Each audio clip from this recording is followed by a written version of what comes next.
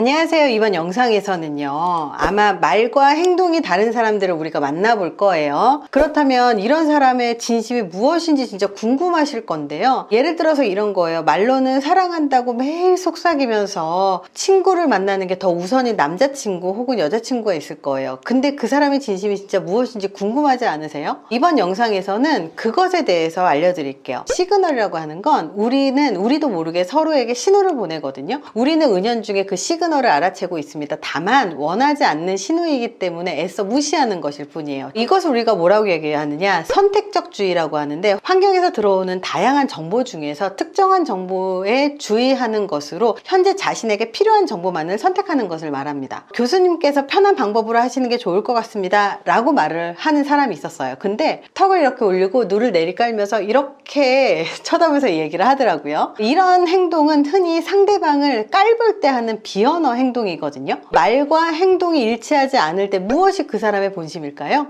FBI 행동심리학에서는 범인을 취조할 때 말과 행동 중 아주 사소한 비언어 행동을 주목한다고 말하고 있습니다. 가령 범인에게 사건 당일에 동선을 물어보는데 골목길 끝에 두 갈래 중 어디로 갔는지 물었다고 칠게요. 그러자 범인이 말로는 오른쪽이요 라고 하면서 손가락으로 왼쪽을 가리킵니다. 어디에서 살인을 저지른 걸까요? 바로 왼쪽이었다는 거예요. 자신의 비언어와 언어 중에서 사람들은 자기의 비언어가 훨씬 더 진실이라는 거예요. 자기의 비언어를 정말 자각하면서 컨트롤할 수 있을까요? 자각할 수 있고 컨트롤할 수 있다면 이미 그 사람은 정말 수행자 단계에 정말 가기 힘든 단계라고 볼 수 있습니다. 명상에서는요, Here and Now Awareness를 항상 강조하거든요. 여기에 있고 여기에서 자각하라를 강조하는데, 여기에 존재하라, 자각하라. 2단계는요, 자기가 지금 무슨 행동을 하고 있는지 제3자의 눈으로 나를 관찰할 수 있는 메타인지 능력을 말을 하는데요. 웬만큼 수행이 되지 않고서는 자각이 어려워요. 소장님 열심히 하겠습니다. 우리 직원들 예전에 10몇 년 전에 우리 직원들이 저한테 이런 얘기를 정말 많이 했었어요. 저한테도 기회를 주세요. 정말 잘할 수 있어요. 이러면서 기회 달라고 정말 많이 했는데요. 자기에게 강의할 기회를 달라고 하는 이 부하 직원들, 사내 강사들이 정말 요청을 많이 했었어요. 물론 기회를 주는 건 문제가 되지 않아요. 근데 기회를 줘도요, 정말 열심히 하는지 확인을 해보잖아요. 그러면 말로만 하는 경우들이 진짜 많아요. 말로는 열심히 한다고 하지만 막상 강의를 시켜보거나 시범을 시켜보면 PPT 자료 달랑 한 장 가지고 와서 대충 시간을 때우는 경우들도 많았다는 거예요. 저도 강의를 하다 보면요, 종종 노트북을 켜놓고 강의를 듣는 사람들이 있어요. 요즘은 노트북을 들고 오는 사람들이 있어요. 왜냐면 일을 해야 되기 때문에. 근데 문제는 노트북으로 진짜 강의를 듣는지 아니면 정말로 일을 하는지 아니면 웹서핑을 하는지는 아무도 몰라요. 물론 저는 강의를 하는 입장에서 그 사람이 일을 하는지 강의를 듣는지 웹서핑을 하는지 금방 한눈에 알 수 있어요. 제가 학교에서, 대학에서도 강의할 때도 한눈에 알 수 있거든요. 제 강의 내용과 학생들의 반응이 일치하면 열심히 듣는 거고요, 일치하지 않으면 딴짓을 하는 거예요. 그렇게 하다가 제 강의가 본인들의 관심 안으로 들어오기 시작하면 갑자기 노트북을 덮고 저를 바라보기 시작하면서 강의에 집중하기 시작해요. 물론 그렇게 집중으로 빠져들기 전에 웹서핑에 빠져들면 강의 내용은 전혀 안 들리겠죠. 기업에서도 강의할 때도 마찬가지입니다. 물론 이렇게 일 때문에 어쩔 수 없다고는 하지만, 사실 들어올 때 노트북을 갖고 온다라는 사실은 강의에 관심이 없다의 무언의 표현이잖아요. 그래서 강의를 시작하고 학습자가 내 강의에 몰입하기 시작하면 노트북을 닫고 한쪽으로 치워버려요. 강의가 자신의 관심 범주 안으로 들어왔기 때문입니다. 우리는요, 말과 비언어, 말과 행동이 일치하지 않는 사람을 발견한다면 조심해야 돼요. 가족이 가장 소중하다고 말하지만 매일 야근하고 주말에도 출근하고 매일 술을 마시고 친구만 만나러 가신다면 이 사람은 정말로 가족이 소중한 사람일까요?